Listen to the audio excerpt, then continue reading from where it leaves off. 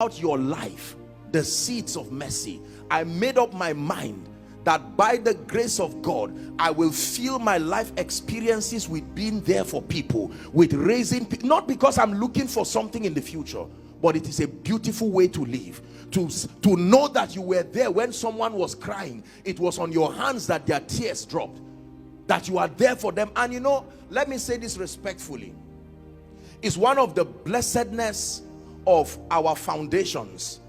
Many of us grew up from families and religious contexts that they were not very open to the things of the spirit, but they will be there for you. Someone dies in 1 hour, you see people singing praise and worship songs to your house. They will sleep there, they will cry there. You will not even know who had the bereavement. But our generation today, the moment you lose your job, you lose whatever, everybody backs out. When God grants you breakthrough, here they come again. Where were the friends of Job? He was the richest man in the East. For a while they were there with him, and then eventually they left, and only his wife was there. And Job prayed and prayed for his friends, and God restored his fortune. I think chapter 42 and verse 10. And there all those people began to come back again. Please be part of the history of people. I give you a secret of living a fruitful life. I show you an investment that does not fail. Invest in the life of people rising, not people who have risen. You are a man of God. Do not ignore the young people who are in your church.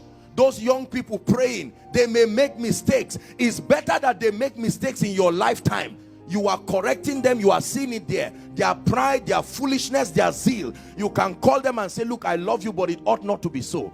Yes, the choir person is stubborn. Yes, the usher is not listening. It's better they make the mistakes in your lifetime. Are we together? Learn this from Jesus. Mighty Jesus, emoji Jesus, comes to sit with little children, and he says, let the little children come to me. There are adults that are hated by children because they have no sign of mercy. They are anointed, their ministry is only to adults. When children hate you, it's a sign from God that something is really wrong with your life. I'm telling you this because they have the purest of heart. If a child runs away from you unnecessarily, go for a retreat.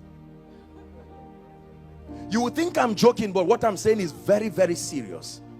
The purity of their heart, something about you should draw them to you.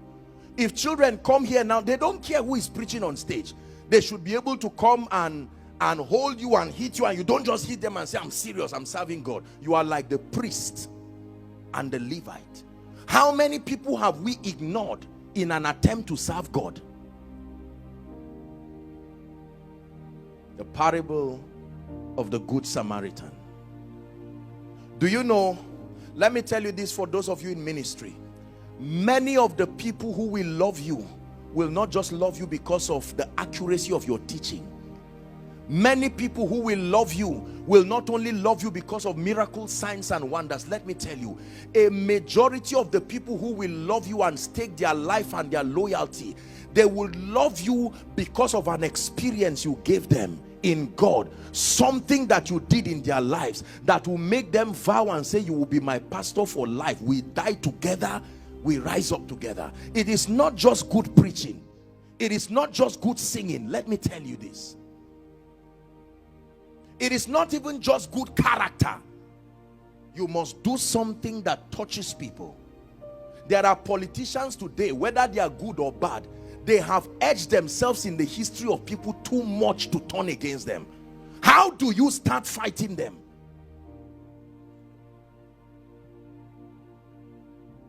There's somebody you can help today.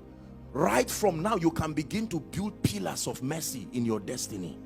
Listen, this is an assignment I'm giving you, that after service, you begin to say, this is intentional. I will start doing this now. Hello, how are you? I know that things have not worked well. I will transfer a little 10,000 now. Please use that money, buy food for mama, and let her know that it's with love from me. The person will not say thank you. And you say, this is what I hate. This is why I hate giving. Don't worry. You will reap what you sow, not where you sowed.